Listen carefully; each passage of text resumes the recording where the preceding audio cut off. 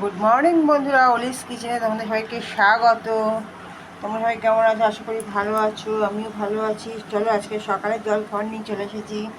আজকে সকালে একদম গরম গরম হাতে করা রুটি, সঙ্গে হচ্ছে আলু পটল দিয়ে একটা তরকারি, হিং ফোড়ন দিয়ে আর পাঁচ ফোড়ন দিয়ে একটা তরকারি করেছি। তরকারিটা খেতে খুব সুস্বাদু হয়। আর এই টমেটো কুচি দিয়েছি, কাঁচা লঙ্কা দিয়েছি। এই হচ্ছে আজকে আমাদের সকালের জল খাবার। এটা আমার আর ছেলে, আর এটা তোমাদের দাদা ভাইয়ের। আজ বাড়িতে আছে, ও খাবে। চলো, তোমার সবাই ভালো থেকো, সুস্থ থেকো, সাবধানে থেকো। খুব গরম পড়ছে। তাড়াতাড়ি রান্নাবান্না করে খাওয়া দাওয়া সেরে নাও। আবার দেখা হবে দুপুরে একটি ব্লগে।